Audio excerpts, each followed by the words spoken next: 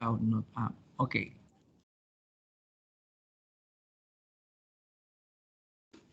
Well, I'm just reviewing and reminding again.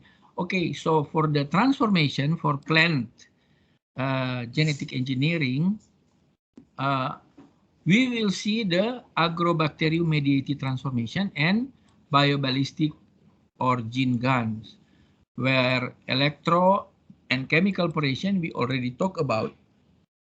I already explained in the beginning of semester, yeah, the beginning of semester. And I think I already shown you also this for the transformation. And here, yeah, the transformation, the reason is 5 because this illustration start with 1 is the overview, but actually DNA isolation is the first one. Okay, I think I already talked about this also. And the agrobacterium, I already explained this. Yeah. Would you start the recording? The recording is already started. Hello? Yes, sir. Okay, Already. good. Okay. And the Agrobacterium tumefaciens is a bacteria, yeah, that transfer the TI plasmid to certain plant species and resulting in a plant disease called crown gall, yeah, used in the plant genetic engineering.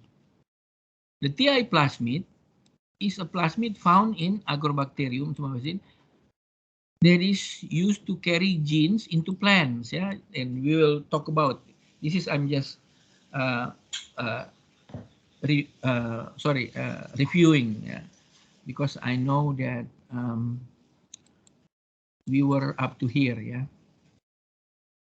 Okay, so first I repeat again, yeah, the natural infection and transformation. As you see here, Agrobacterium tumefaciens, its habitat in the soil, yeah, and also associated with the roots of plants, yeah, roots of the plants. And Agrobacterium also, tumefaciens, is also a nitrogen fixation, yeah, nitrogen fixer that will fix nitrogen from the air or soil and become the nitrogen become the source of the plant. Okay, in the bacterium cell, yeah, the Agrobacterium tumefaciens cells containing the TI plasmid that we talk about, and they also contain the tDNA in the plasmid. And aside from the chromosome, yeah, chromosome is separated from the TI plasmid. And if there is an infection, natural infection, then the tDNA will be naturally incorporated into the chromosome of the plant cell, of the transformed plant cell, and will create a what is called crown gall. Yeah, will create a crown gall.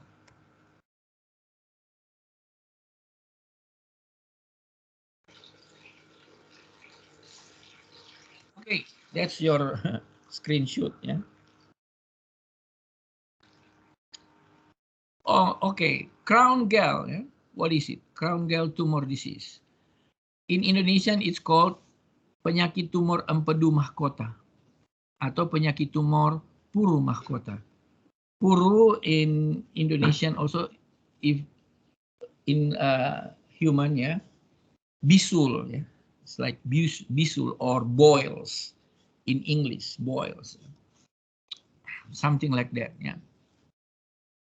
So crown gall, if it's naturally and it's infected and will create like this, yeah, in the plant itself, naturally, yeah, something like this. And this is in the, yeah, grapes fine, yeah, grape fine, yeah. And as you see here, the the crown gall tumor, yeah, So tumor is not just in human or animal, but also plant can develop a tumor caused by the Agrobacterium tumefaciens. Okay, and now we're talking about the artificial infection. It's not the natural one. The artificial infection that can be done in the lab, yeah, for example, and the transformation for it, yeah.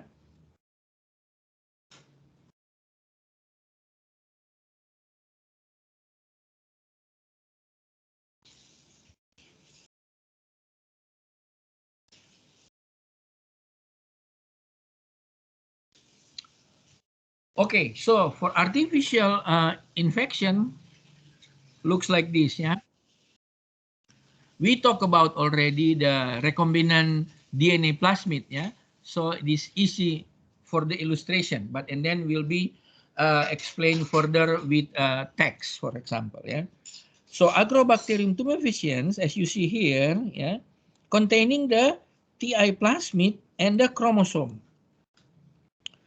And in the TI plasmid, containing the region of tDNA.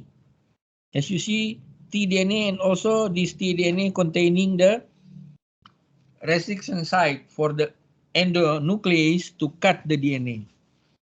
And also we have the DNA containing gene that is desired by us. For example, well, we need this foreign gene or donor DNA to be inserted into plant. So what we do or what we do is inserting this gene into the TI plasmid, specifically to the tDNA region. As you see here, this is the DNA region. Why? And will be seen later. Yeah, why it has to be in the tDNA section or region. And then introduction to plant cell culture. Of course, this is inside the agrobacterium. Yeah, we put in the agrobacterium, and this agrobacterium will infect the plant cell. So this is a simplified form. Yeah, and as you see, the tDNA carrying the new genes, yeah, the new character, the new trait, yeah, it's already within the plant chromosome here, the red one here, is integrated. After this happened, this plant cell, then this plant cell is regenerated. Yeah, this plant cell is regenerated through a tissue culture or others. Yeah, and the plant will have the new trait or new characteristic, new character or new phenotype they call. So that's through regeneration of plant. If you see here, yeah, sorry, let's show this one here. The one that before this one here.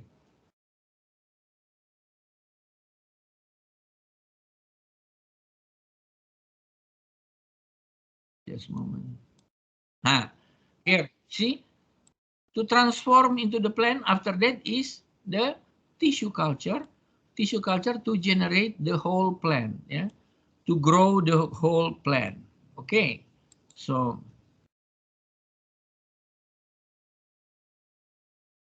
this is the artificial infection, yeah, artificial infection. Okay, so now let's see further for the TI plasmid. TI plasmid,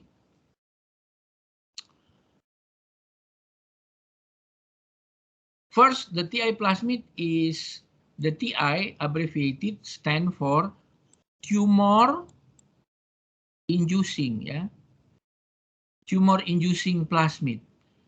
That means this plasmid can induce a tumor in the plant. So, and it can be divided into 4 groups according or based on the type of opine.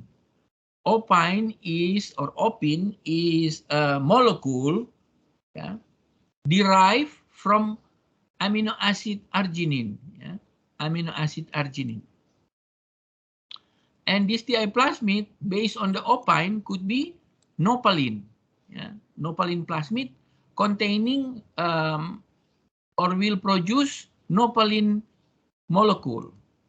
And there is plasmid called octopin and also agropin.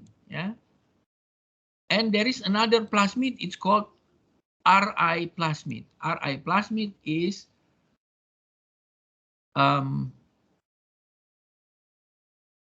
hairy root inducing plasmid. Hairy root inducing plasmid. So this is R is root, I is inducing. So hairy root inducing plasmid. Plasmid that induces the growth of root, hairy root, hairy root.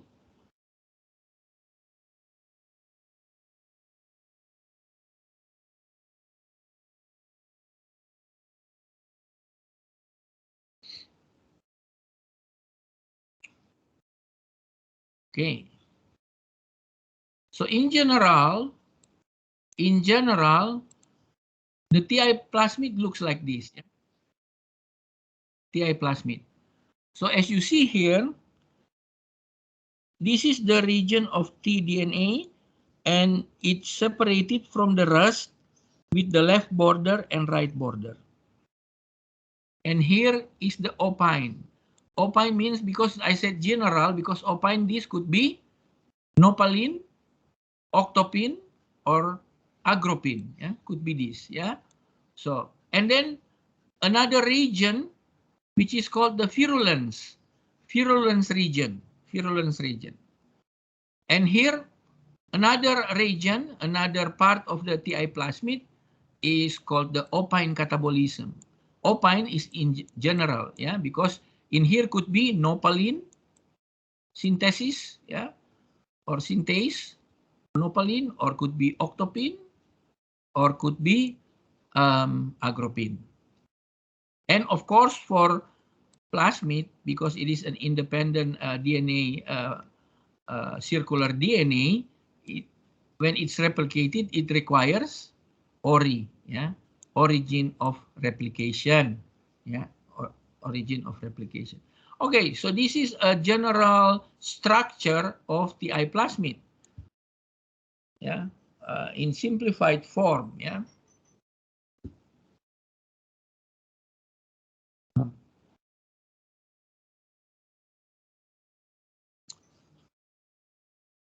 Okay. So in TI plasmid, carry genes involved in both plant and bacterial function. What does it mean here? So locus is the site of the gene. We say locus, locus. That's the gene actually, where the gene in the strand of DNA. It's the locus, and the function, and then in the TI plasmid. So FIR is used for DNA transfer into plants, and the locus SHI is for shoot induction, ROI, root induction, NOS or NOS is the nopalin synthesis. Of course, if nopalin synthesis found in the TI plasmid nopalin. NOC or NOC, nopalin catabolism, find in, of course, in nopalin plasmid here. The same as OCS, OCC. That's for octopin plasmid, That is for octopin synthesis and octopin catalysis. TRA or TRA gene, TRA is for bacterial transfer gene found in all plasmid. INC, is incompatibility genes, all plasmid. And of course, origin of replication, of course, in all, yeah, in all plasmid. Okay, so now let's see the Agrobacterium tumefaciens, TI, and the plant, yeah, where we're gonna see the interaction between Agrobacterium and a plant cell, yeah, or plant cells. Yeah. Here, the what happening, yeah, what's happening. The bacterium does not enter the plant cells, but rather transfer part of the TI plasmid to the plant nucleus. So the transfer part of the TI plasmid of TI genome is called the tDNA. And this tDNA becomes integrated into the plant genome. So here a bit further detailed explanation of the illustration that I showed you before, yeah, for the artificial infection, yeah, for artificial infection and transformation. Transformation of plant cells requires 3 types of function carried in the Agrobacterium. So that's why I said this is a relation between Agrobacterium, TI plasmid, and the plant. Now, what we talk about here, we need 3 types of function or a gene, yeah, that is in the chromosome of Agrobacterium. It's not in the TI plasmid, but in the chromosome of the Agrobacterium. So the 3 loci, yeah, the 3 loci or the locuses, yeah, but loci is in Indonesia tetap is called 3 locus. Plural or singular, still locus or locus. But in English is 3 loci. Here, as I mentioned, is in the chromosome of Agrobacterium, which is called CHV capital A, CHV capital B, and then PSC capital A. All are required for initial stage of binding the bacterium to the plant cells. And they are responsible for synthesizing a polysaccharides on the bacterial cell surface. Yeah. Further about the CHV, yeah, usually scientists, researchers using abbreviation of whatever they like to call it, yeah, but it sometimes has a meaning. So CHV, it means CH is chromosome and V is the virulence. So actually this abbreviation is chromosomal virulence A, chromosomal virulence B, yeah. And for PSCA, somehow when they do a mutation to a bacteria and they see there is a change in polysaccharide composition, that's why they call it the mutation caused by this gene, yeah, they call PSC, meaning polysaccharide composition A, yeah, this is gene. So these are producing polysaccharides, and the role is in the initial stage of the binding of the bacterium into the plant cells. The start of the infection, yeah, the start of the infection. Okay, and then the Vir region carried by the TI plasmid, not in the bacterium chromosome, and this Vir gene outside the tDNA is required to release the tDNA and to initiate transfer of the tDNA. So first is cut the tDNA, releasing it, and then in order to start the transfer, yeah, the transfer. Here in general, for the plasmid, yeah, as mentioned here, the Vir here. This is the Vir gene that will initiate transfer of this tDNA region here, T region here. Yeah. They are similar here. Yeah. This is similar between nopalin plasmid, TI plasmid, and octopin, TI plasmid. But the metabolism is different, of course. This is NOS and NOC. This is OCS and OCC that I mentioned before. Yeah. Okay.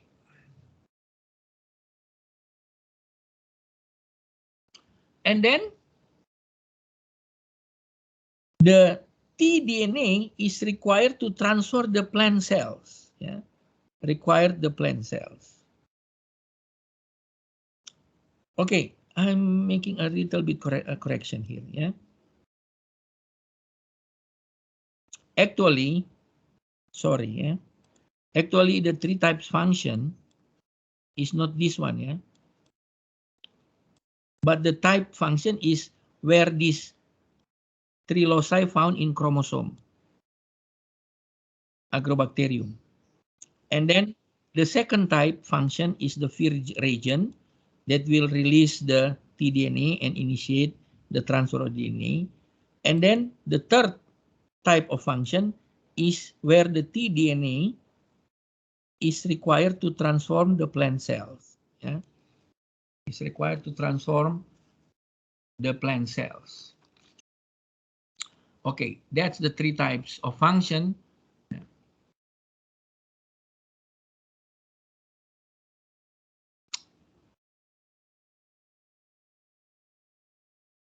Yeah, why it's called carry in the Agrobacterium?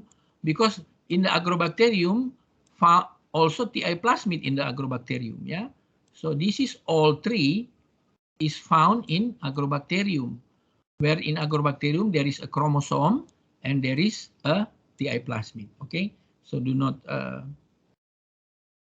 confuse with this. Do not be confusing. Okay. So here showing again how, just to make emphasis on how the tDNA integrates into the plant genome or plant chromosome. As you see here, this is the tDNA, and this is the TI plasmid, and this is plant cell. So bacterium transfer tDNA. This is very simple, yeah, showing the tDNA incorporated into the chromosome of the plant cell, and then the plant cell grow into tumor if it's artificial, or sorry, if it's natural infection. Yeah, and then the tumor will synthesize opines. Opine here either nopalin,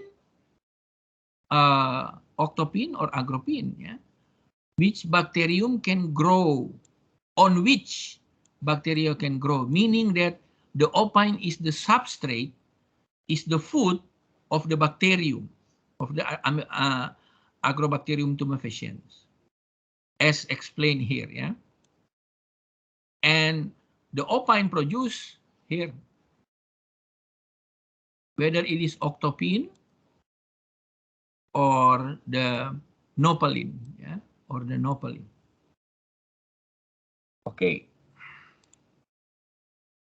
So further about the plasmid, yeah, the TI plasmid, especially the nopalin and octopin, yeah, carry a variety of genes, including the T region that I already mentioned, and this T region have overlapping function. Yeah, as you see here, there is a SHI, SHI, shoot induction, hairy root induction, or nopalin synthesis. Nopalin, no, here. So this is a overlapping function. Okay, and as we see here, for either nopalin or octopin, having what is called the Vir region, yeah, Vir segment or region here. So what are they? Yeah, it is just one like this, one sequence of DNA that function only one function. Let's see. No, turn out the FIR region of the TI plasmid has 6 loci, 6 genes, yeah, that are responsible for transferring tDNA to an infected plant. Yeah, this FIR gene that is responsible for transferring the tDNA to an infected plant.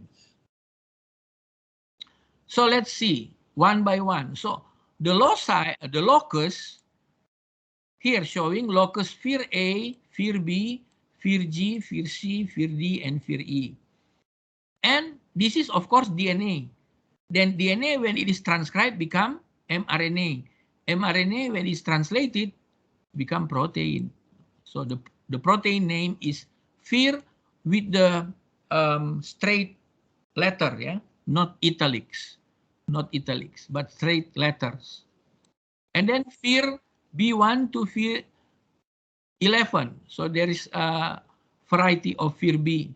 And then FIR G, FIR C, C1 and C2, FIR D1, FIR D2, and FIR E2. Yeah. And what their mode of expression? If these FIR A and FIR G, they are expressing but low if it's not induced. They still producing. But FIR B, FIR C, there is no basal expression. Meaning if you naturally lift out the TI plasmid and the agrobacterium, there won't be any expression. But for the FIR A and FIR G, low expression. Yeah. But for the FIR B, FIR C, FIR D, FIR E, it has to be induced. When it is induced, it will produce protein very high. It will express protein very high. Yeah, here, very high. And where is the location? The location is in the membrane. Yeah. When it is expressed from the TI plasmid, and then they localize. They are localized into membrane. And for the FIR G and FIR C in the cytoplasm. FIR D and FIR E is in the nucleus. Yeah, in the nucleus. Okay, how do this gene works? Okay, in the beginning, it starts with the FIR A. Here. FIR A, when it is expressed and located or placed into the membrane, localized into the membrane, it will act as a receptor. It will act as a receptor to a molecule called acetylcyrangon. Yeah, cyrangon. Acetylcyrangon or cyringon. Yeah, anyway, for the spelling is fine. Yeah, either way you can say it. Okay, so receptor. Now it's easy to mention or to explain by using analogy. And right now, because of the pandemic, yeah, COVID-19, then I usually like to use this for example. Yeah, so for COVID-19 virus, as you know, it will go to the nose, right? To the chamber of the nose. And in there is a protein in our nose that will bind to the protein from the virus. So the protein in the nose, in our nose, yeah, is called as the receptor. And this receptor in child, yeah, in babies, it's very small amount, lacking. That's why babies is not easily infected by COVID-19. But in special case, maybe get infected, but disappear right away, or disappear in different from the adult, because they not much express the protein receptor yet. Okay, so that's why we get people get the COVID-19 disease. because the receptor, the protein from the human, bind to the protein from the virus. Yeah. Here the same thing. The receptor binds to the chemical acetylcysteine that is produced by a wound plant, ya, yang mengalami luka ya, ada pelukaan di batang atau akar daripada pohon tersebut, ya. I explain a little bit in English. So this is the entry point for the infection of Agrobacterium into the plant, where this receptor, FIR-A as a receptor, will induce the transcription and translation of the other virulent genes. Yeah, here, other virulent genes. Other virulent genes here, including FIR-B. Yeah, FIR-B that is involved in the conjugation. The same also with the FIR-G. Yeah, involved in the conjugation. And then FIR-C. FIR-C binds to the sequence of DNA, which is called overdrive DNA. A sequence that is as an additional entity that will control or accompany other protein or DNA. That's why it's called overdrive, yeah, an additional. Okay, FIR-D is a nuclease. Nuclease, you know, enzyme that can cut DNA. And in here, it's just only nicks, yeah. So only one strand is cut, yeah, making a nick. So the nick, you know, right? If we have a double-stranded DNA like this, and this is the nick, yeah, only one strand is cut at DNA. And then the FIR-E, yeah, is a protein that will bind to single-stranded DNA here, yeah, to bind single-stranded DNA. Okay. Okay, so this is the virulent genes and their loci, yeah, that involve in the infection of the plant cells. Yeah. To look further, as I mentioned, wounding of a plant, yeah, to cause injury to the plant or cut into the plants will produce, this is in certain plants, yeah, will produce acetylcysteine or acetyl, yeah, also called aceto, yeah, acetyl or acetylcysteine, yeah, cysteine. Here, the acetylcysteine, acetyl dimetoxyphenol,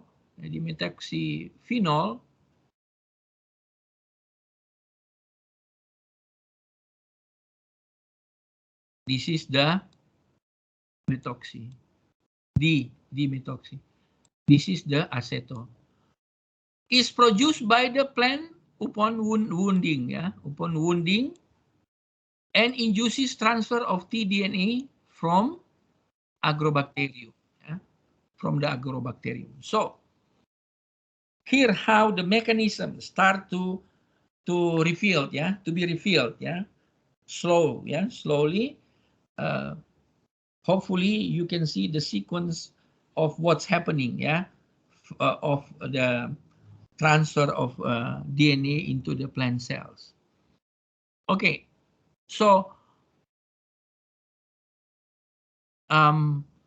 so the infection to the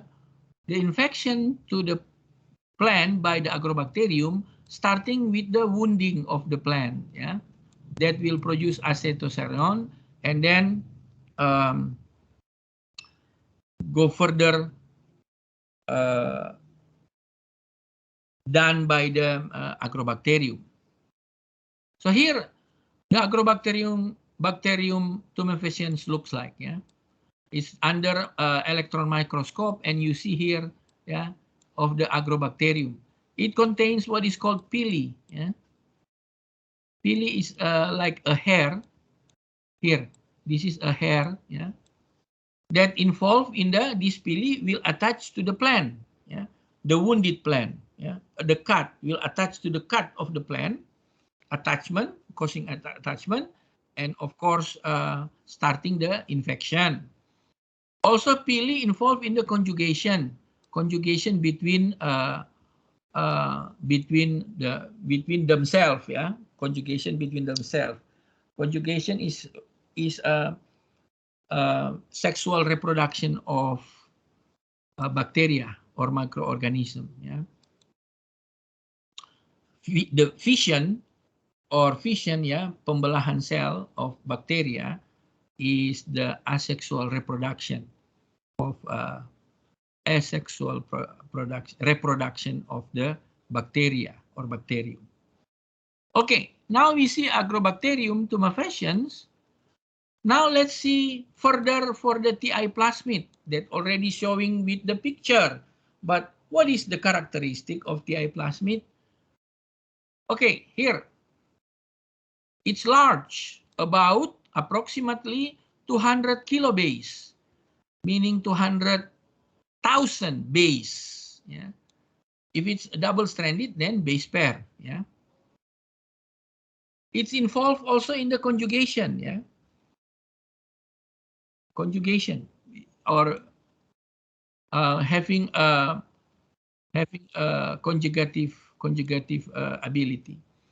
Okay, and then approximately 10% of plasmid transferred to the plant cells after infection. So not all, as you see in the illustration of the picture I show you, that only the tDNA region is transferred, which is this one, yeah.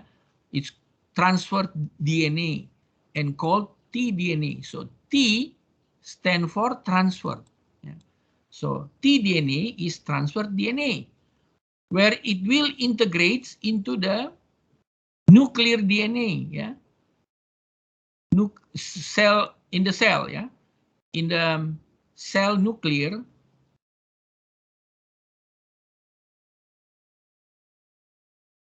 DNA, yeah, of DNA, and it is in the manner of semi-randomly, yeah. It's not totally random, but semi-randomly because it is direct by certain proteins that I will use later. I will show you later.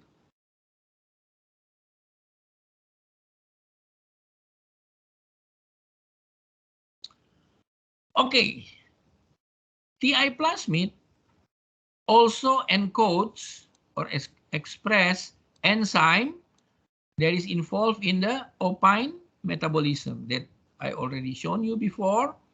Also produce protein that is involved in immobilizing tDNA, which is the FIR genes. Yeah, these FIR genes will mobilize tDNA as shown before. Yeah, as shown before that how the FIR gene works, but and then we'll show you more. Okay, now after we talk about the TI plasmid containing tDNA, now let's see the tDNA itself. So tDNA indicated by left border and right border. What does it mean? Left border, right border is actually a DNA sequence. DNA sequence that can be recognized different from other sequence and found in the left and right of the tDNA. And it is a direct repeat of DNA sequence. And OX-A and OX-B is an enzyme that will produce auxin. Auxin is a hormone from the plant. Yeah, that means plant hormone or also plant growth factor. Yeah, growth factor, plant growth factor. CYT also an enzyme that produce cytokinin. Cytokinin also another growth factor, another plant hormone. Yeah. And then here, if it's OCS, OCS means octopin synthase that will produce octopin, a substrate or a food for the Agrobacterium tumefaciens itself.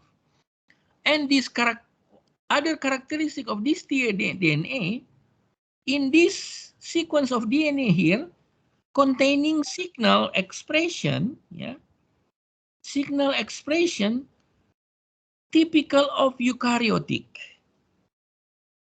Yeah, I think you remember the Tata box when I talk about in biochemistry. Yeah? Tata box and so on is a expression signal from the eukaryotic. But actually, this tDNA is coming from the TI plasmid, which is coming from a prokaryotic organism.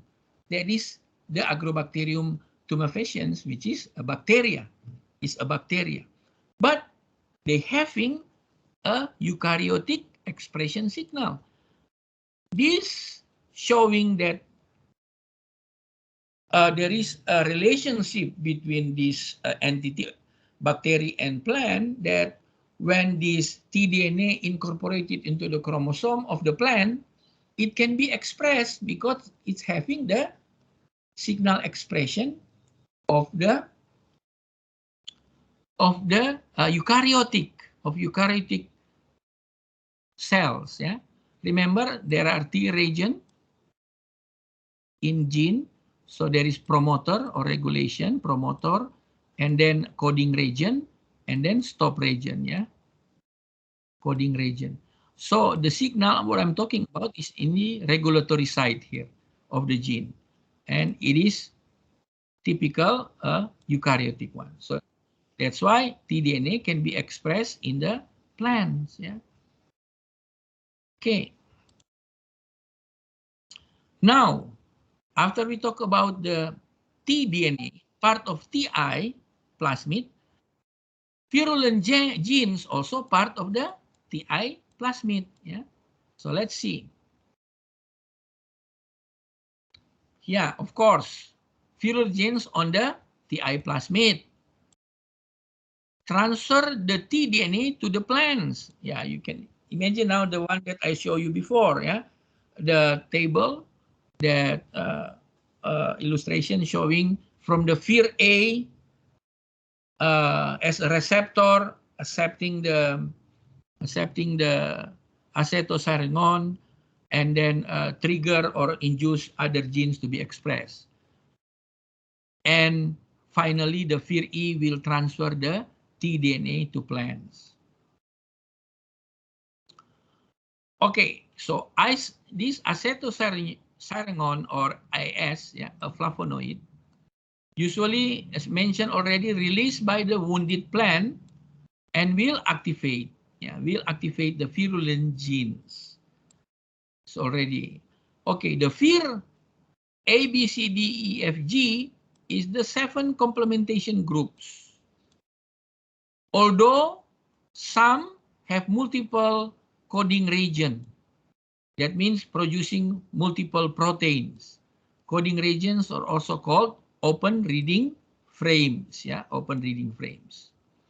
And these virulent genes, 7 complementation group, span about 30 kilobase of the TI plasmid.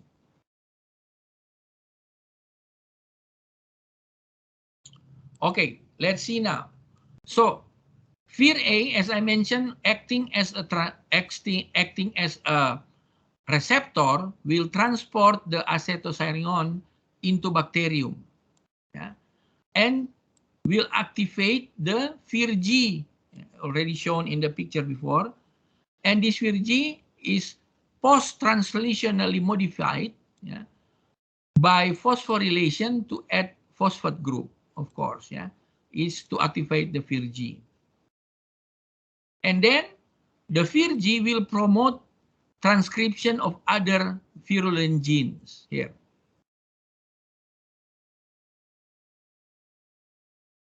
FIR-D, as mentioned before, as the nuclease or endonuclease, but also acting as integrase, joining together, that will cut the tDNA at the border. This is the border, is the left border and right border. But now the detail here, yeah. The tDNA making the FIR-D making a nick, and as a result is cutting only one strand, yeah. And this FIR-D as a protein attach itself into the 5' end of the single-stranded tDNA, yeah.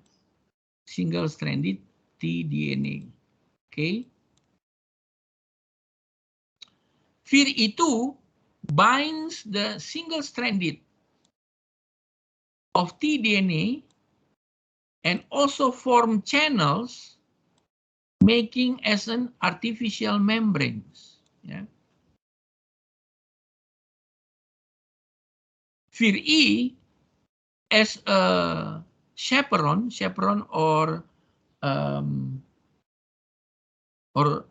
well, quote unquote bodyguard, yeah.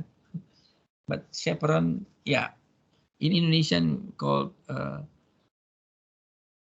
pendamping, but chaperone also called accompaniment, yeah, accompaniment for the FIR-E2, yeah, for the FIR-E2. FIR-D2 and FIR-E2 also have what is called NLS. NLS is the nuclear localization sequence. This nuclear localization sequence acting like as an address. If it's in the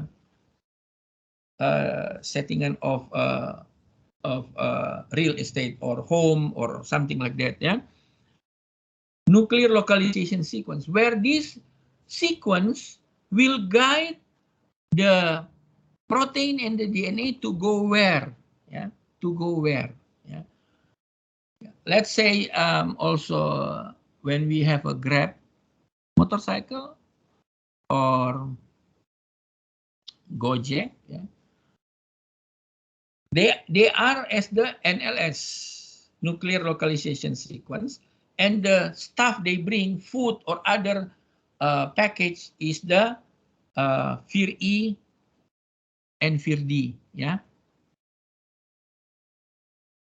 And then it will arrive into the destination, yeah, not anywhere else. So that's how the nuclear localization sequence role or function. FIR-B having 11 proteins, gets the tDNA through bacterial membranes, Okay, here the illustration, yeah. The illustration, although not showing all the virulent genes, but the essential one that we talk about shown here. Here, for example, the FIR-D, yeah, FIR-D will cut, yeah, FIR-D as the endonuclease integrase will cut the tDNA and only taking the single-stranded tDNA, and the FIR-D will bind into the 5' end here. Okay, and then here the chaperone of FIR-E will chaperone the FIR-E2, and this FIR-E2 together with the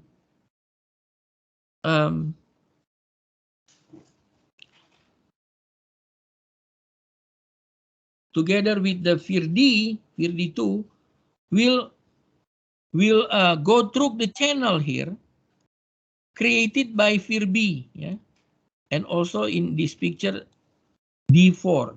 So they make a channel, and then this FIR-E also making an artificial membrane for passing the FIR-D and the single-stranded tDNA. As you see here, this is a plant cells, and this is from bacteria, from the plasmid, but they making channel here. That's why it's called artificial membrane channel, yeah, artificial membrane channel, because it's actually not belong to the plant cell, this one here. And then this complex with the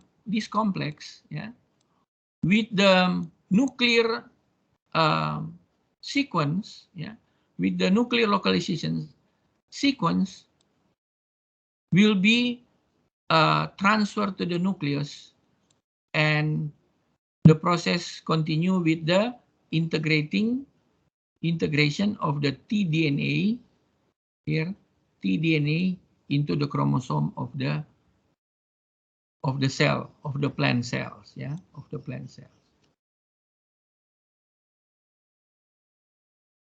Okay. So, and then this is where here Agrobacterium, this is Agrobacterium. And this is the general mechanism for the infection of Agrobacterium, the involvement of TI plasmid and the tDNA, single-stranded, to be incorporated into the chromosome of the plant cells here. Okay. So, but how now? The question is, we doing in the lab? How to do in the lab in order to have the Agrobacterium infection into the plant cells. So for that, there are two common Agrobacterium transformation protocols. When we're gonna make a genetically engineered plants or food, plant-based foods, genetically modified plant-based food, then there are two common Agrobacterium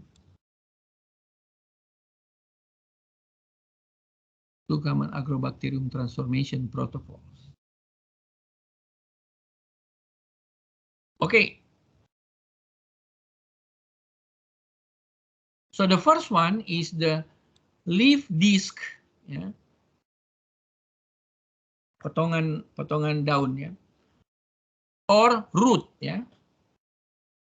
taking from the root and transformed by the Agrobacterium. Usually this root and leaf, it's called explants, because we cut into 0.5 millimeter in size, or 1 millimeter. So that's why it's very small, and we call explants. So after selection and regeneration, using the tissue culture, will result in the gene in every cells, the introduced gene in every cells, because of the leaf disc or root transformation, Second one, with the Agrobacterium, involvement of the Agrobacterium, is called floral dip,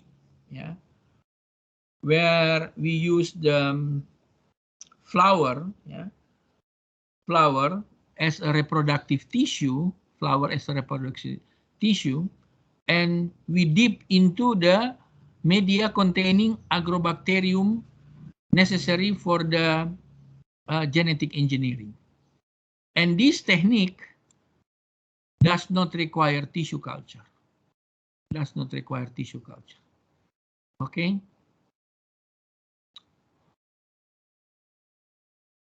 So for floral dip is simple. When we have this, there is already flower here, then we dip into the solution of Agrobacterium containing the TI plasmid and tDNA. Floral dipping transforms the female reproductive tissues that give rise to seeds after fertilization. Approximately 1% are transformed, are transformed. So how do we know that what we get is the 1% transformed seeds? That means how do we select for the transformed seeds? Well, this is gonna be explained later on, how to select. Okay, so that's for Agrobacterium. transformation. And next, what we're gonna see is the gene-gun transformation. As you know that we see here, right? Where is it?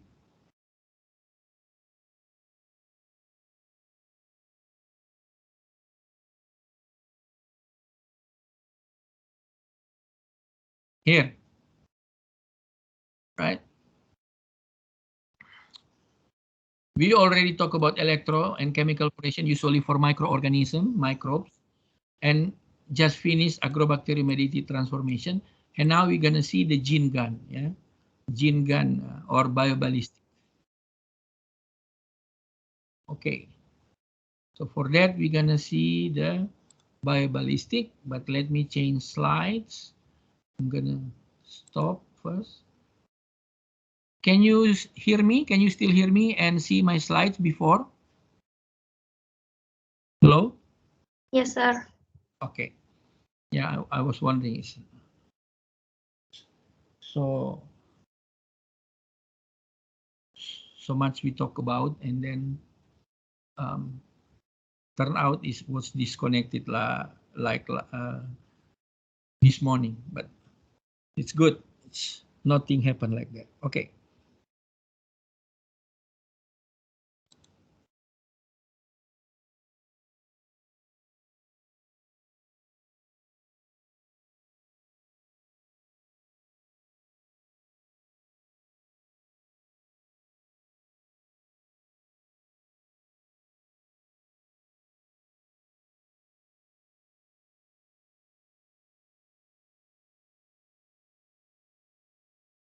Just a moment. I try to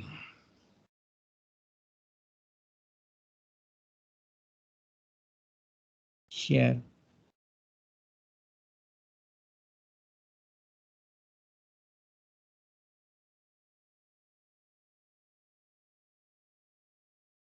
Can you see the slides?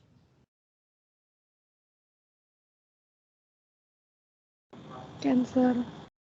Okay. Okay, now we are in the second lecture of the same topic. Yeah, biotechnology application in plant-based food products. Okay, what we're gonna continue now is the gene gun transformation or bioballistic. Yeah. So here using a projectile method, penembakan, yeah, to shoot, yeah, using projectile method, utilizing metal sliver. Sliver is a small particle. Metal sliver, yeah, small particle to deliver genes to the interior of the cells or the nucleus of the cells, yeah. Where this very small sliver of metal, which is much smaller than the cell diameter, are coated in genetic material. So this is the sliver and coated with the genetic material, which is the DNA. Yeah? So not the other way around, not the DNA coated with the metal, but the metal is coated by the genetic material, which is the DNA. And then the coated metal sliver are propelled or shoot into the cell using a shotgun, that's why it's called gene gun. Yeah, that's why it's called gene gun. So, and then here a metal plate placed before the cells, stop the shell cartridge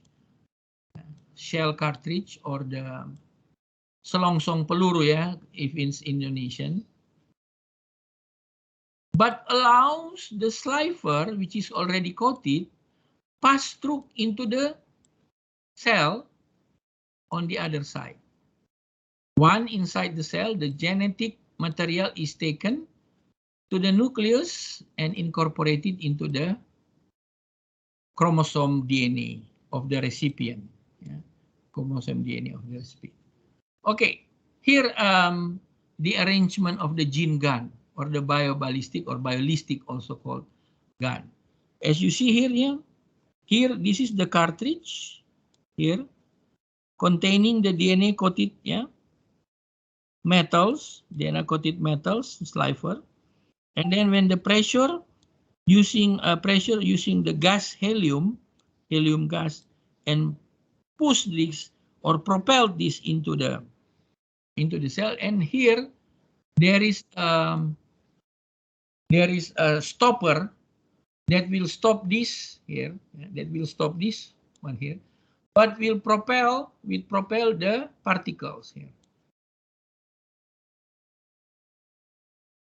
Maybe we can see here the illustration before shooting and after shooting. Yeah, here the same as also helium gas, and this is the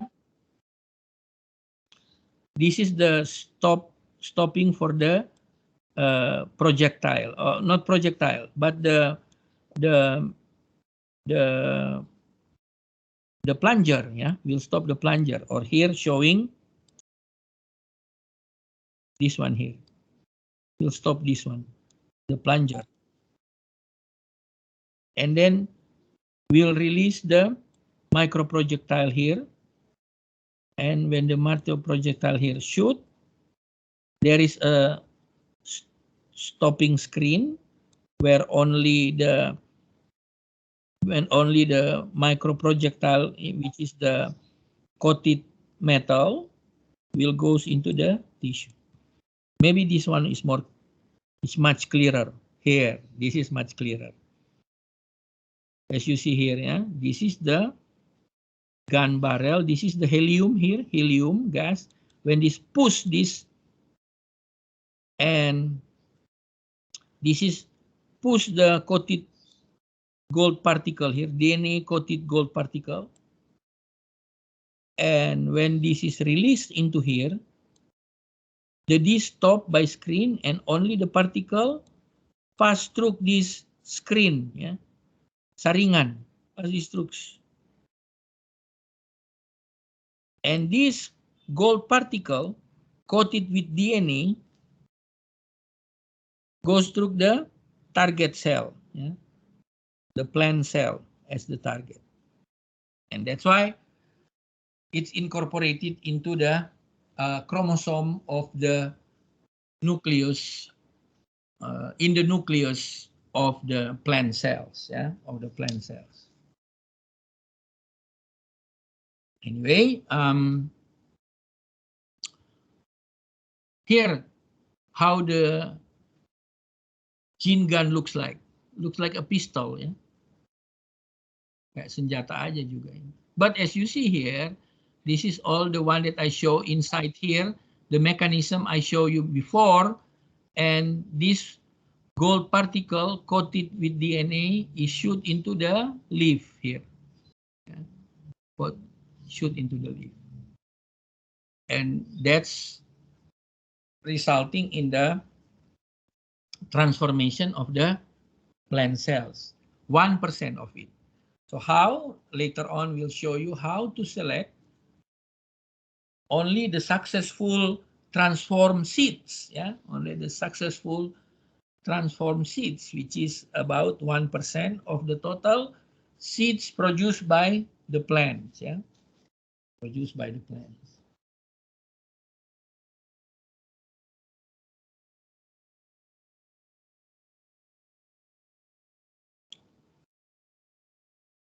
Okay, so remember, before I show you this, yeah, that after transformation is tissue culture. Yeah. So what we're gonna see now is the tissue culture and a bit about plant propagation. So this under the subtopic plant generation. Yeah, plant generation means to generate more plant, generasi baru. Ya, membuat generasi baru. If it's Indonesian. Yeah. So plant cells have the ability to reproduce the whole plant from single cell. That is called totipotency. Yeah. So totipotency is the ability of a single cell to express the full genome in the cells, and to which it give rise by cell division, meaning that from the single cells to a whole plant. Yeah. So differentiation happen. So from the single cell, and then it's kind of, there is a memory, or it's called totipotency, that we can induce this cell that is only cell, so we cannot see whether there is a shoot, leaf, or roots. No, but when we induce it, it will start to have a shoot, start to have leaf, start to have roots, and other organ of the plant. So that's called totipotency. Animal doesn't have it. If we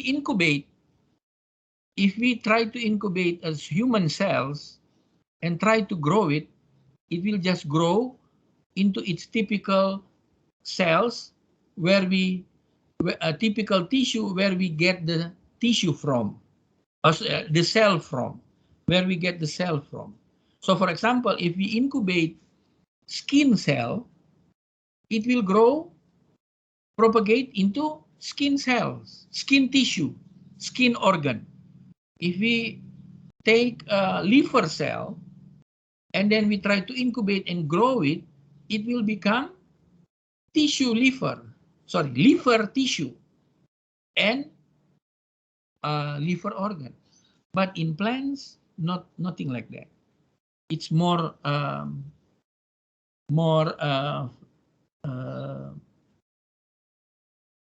sophisticated, yeah, because it's from nothing recognized organ, and it will grow into much more than that. It become a complete organ of the plant. So that's what we call plant having the ability to reproduce asexually. Yeah. So it is the natural ability, and it becomes the basis for micropropagation, like the tissue culture. Yeah, like the tissue culture.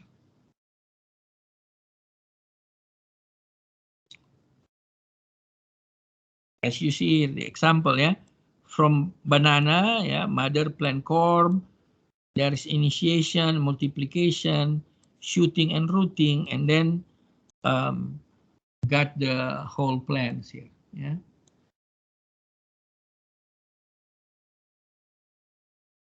Okay. So where does the new growth come from in plants? Yeah. It's coming from what is called meristematic tissue, parenchyma tissue, or also adventitious growth. But actually, it is almost all plant cells can be grow into entire plant. This is cell, yeah, for cell. But we can do also from the tissue here, yeah. What is meristematic tissue? Meristematic tissue in most plant, yeah, containing the undifferentiated cell. Containing the undifferentiated cell, it means it's not differentiated whether it is become flower, become leaf, or become a stem or shoot. Yeah. So that's a meristematic tissue, and it's can be found in any part, like this one here, lateral meristem, shoot and apical meristem, or axial meristem. Yeah. Or here, root apical meristem. So these all undifferentiated cell that can grow further. Then if it's in the root, it becomes roots. Yeah, if it's in the shoot, it becomes shoot. Yeah, and then also adventitious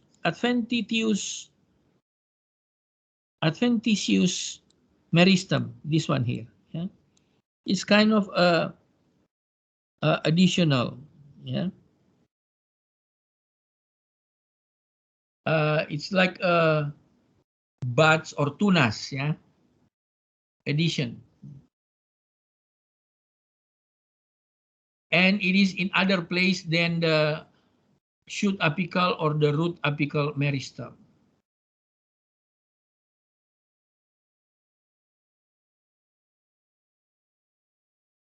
Adventitious.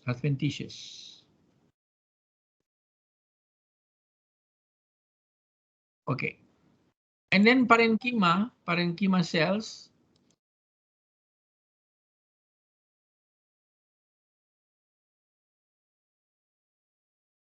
Parenchyma cells is the one of the three major cell types. Yeah, three major cell types itu there is a collenchyma, sclerenchyma, and the parenchyma. So this is parenchyma, one of these three cells. But collenchyma found in cell walls, sclerenchyma found in also cell walls where there is lignin. Yeah.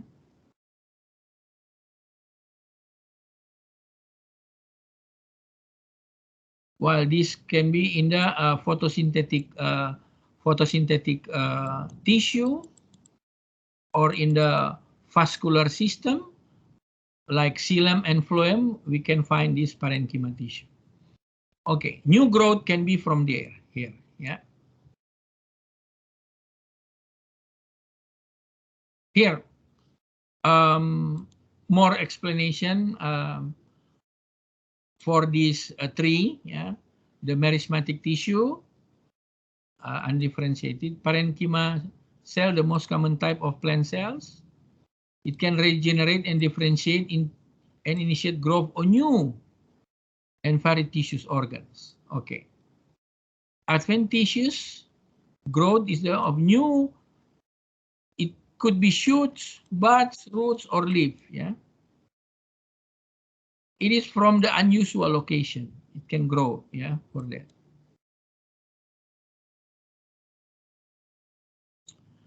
And the question is, what part of the plant can be used for micropropagation? The answer is virtually any part of plant can be used. That's talked before. Meristem, shoots, root tips, leaf tissue, anthers, embryos, flowers. Virtually all parts of a plant can be used. But yeah, the only limitation is that each plant is propagated differently.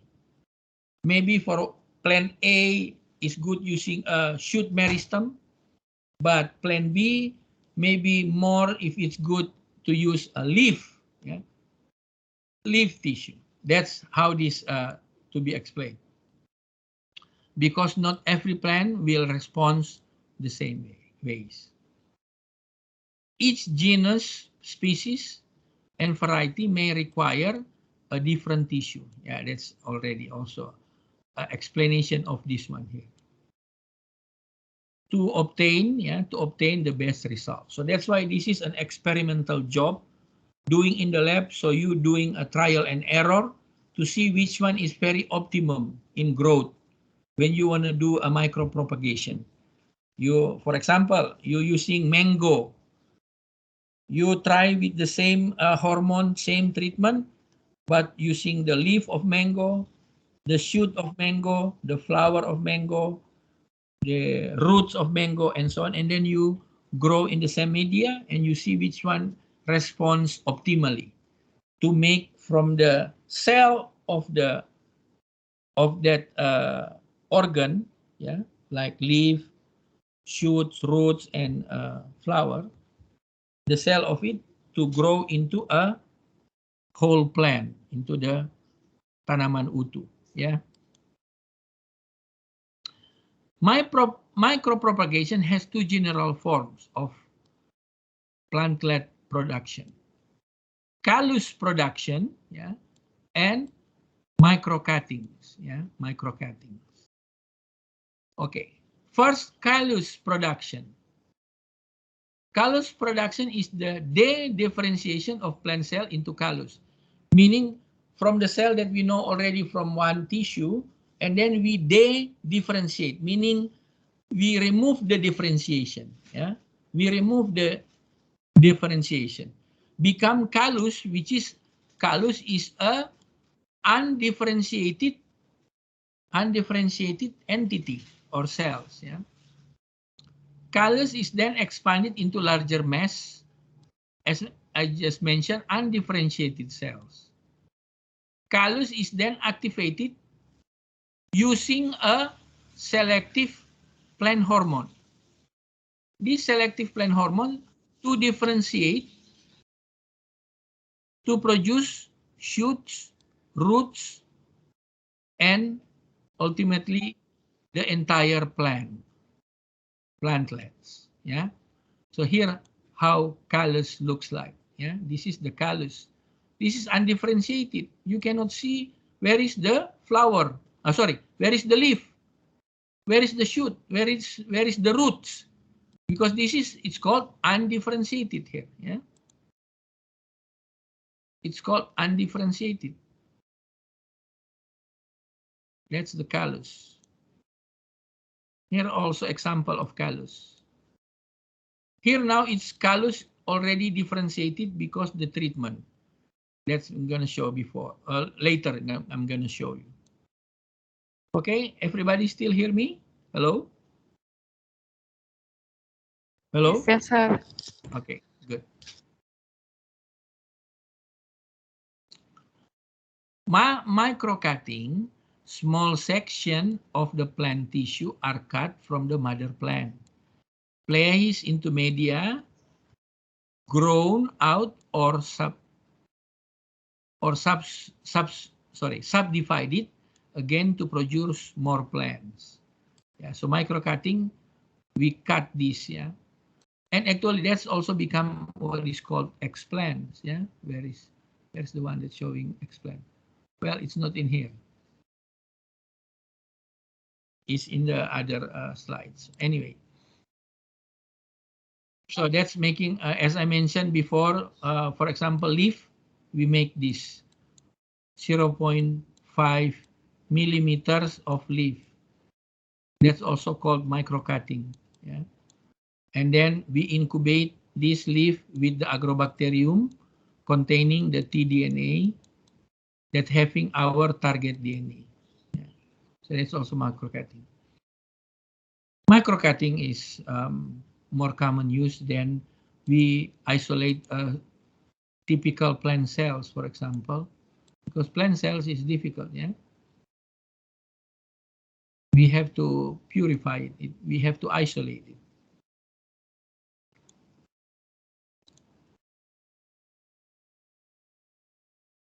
Okay. So what is needed? Yeah, what is needed? First, explain. Some tissues culture better than others. Yeah, explain. Some tissue culture better than others. Yeah, meaning different condition, of course, to be used for different explant. And then a suitable growth medium. A suitable growth medium. Of course, aseptic condition, as microorganisms grow much more quickly than plant and animal tissue. Yeah, I did tissue culture when I did my doctorate degree. I did tissue culture to produce a transgenic plant, which is I mentioned maybe before for the plant Arabidopsis thaliana. The first requirement is the aseptic condition, because you don't want to see your plantlets or your explant 1 or 2 days after you incubate is already covered with mold or covered with fungi or cover with fungi, mold, and yeast. Yeah, cover with yeast or worse, bacteria.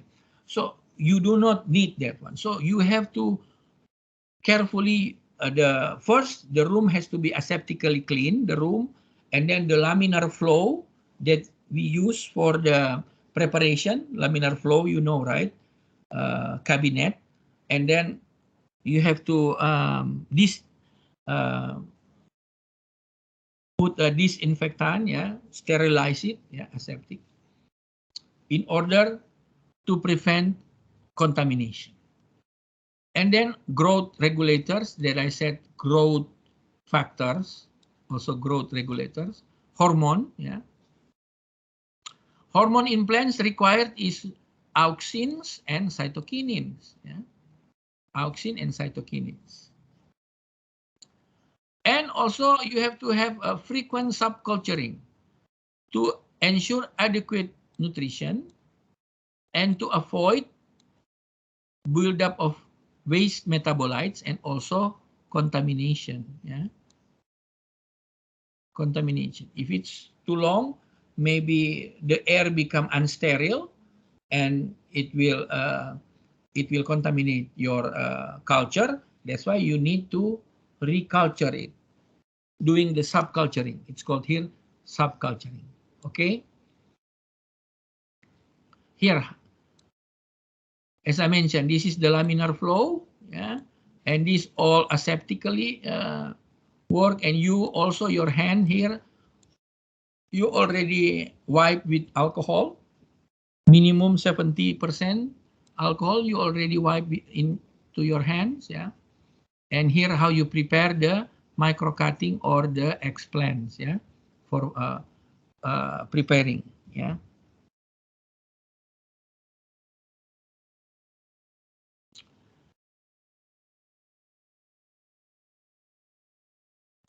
So what is the plant tissue culture media? There's gonna be minerals, about 17 essential elements, yeah.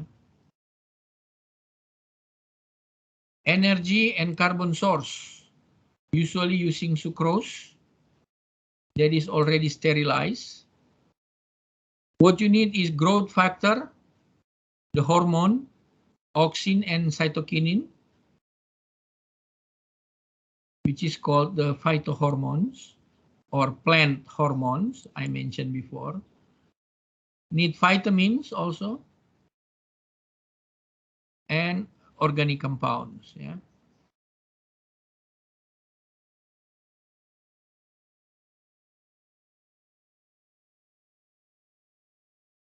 And of course water.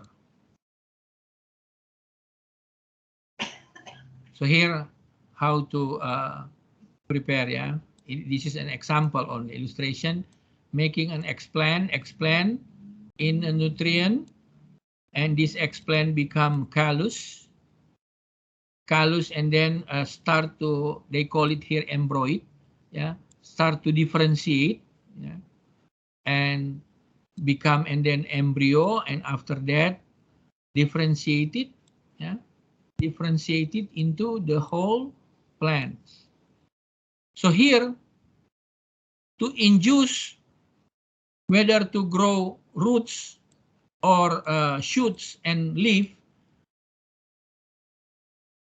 we use the hormones, yeah, we use the hormones as showing here, yeah, showing here. You check first. I think it's not complicated. So in order the callus to grow, to have leaf and shoots, yeah, shoots and leaf, you must use cytokinin concentration a lot, yeah, or higher cytokinin concentration. Here, it goes this way. Okay, to increase the root formation, you have to add auxin concentration. Yeah, auxin concentration.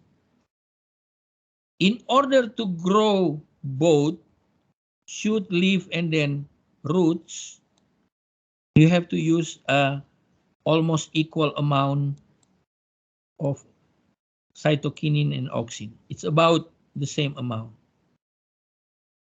If you use too high both, then there is no differentiation. There won't be any differentiation. Okay?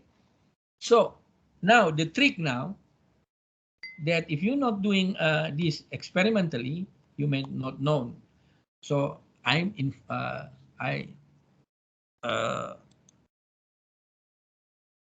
give to you. Yeah. So in order to grow the callus, in order to grow the callus to differentiate into organs, which one first? Adding cytokinin first in higher amount or adding auxin in higher concentration? In other words, which one you want to grow first? Roots or shoots and leaves? Anybody can give a guess? Just a guess, so there is no right and wrong. Which one first to be induced? Leaf and shoots, which is higher cytokinin, or roots, which is higher auxin? Which one first in the sequence of the culturing? In the Petri dish, for example. Which one first? Roots, sir. Yeah? Roots. Roots. Okay. That means the remaining of you is shoots? No? Why you said roots? Nembak aja, sir. Okay. Yeah, that you think, or you all may think that, well, roots first in order to grow. But actually, it has to be leaf and shoot first. Why? So the plant can do photosynthesis to produce its own foods, right? So it's easy then. If it's already food can produce, then after that we induce the roots, and the roots will take the food from the medium, from the petri dish.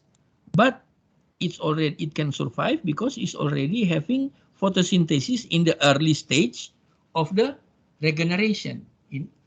Yeah. So in the beginning, when you start the petri dish to grow the eggplant, like shown here, to grow the eggplant, you must add cytokinin in higher amount first. And then when you get these when you get the leaves and shoots, then it's easy, the half plant, it's still some callus, to do the photosynthesis. When it has photosynthesis, creating its own food, then it will grow further the roots, helped by auxin. Helped by auxin. So here is the difference between the callus, or not callus, yeah, but this is micro cuttings and using the isolated cells. Actually, both will form callus.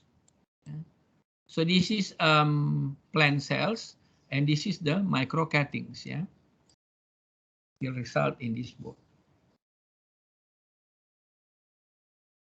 As you see here, see, this without roots first. This is already the shoots, yeah, the shoots and leaf, yeah? The shoots and leaf, and then the roots is already developed. It's starting from the microcutting and creating callus. Here, yeah, callus. As you see here, there is no roots, but it's starting the shoots and leaves. Yeah. Okay, I'm gonna move to this, but I saw the time. Yeah, the time is already 2:56. Okay, so we'll stop here. Yeah, and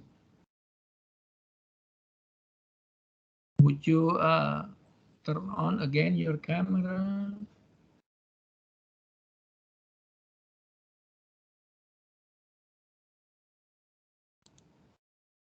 If you have questions, yeah, you can do by chatting like Tanesa asking before. It's good. It's very good. Yeah, Tanesa.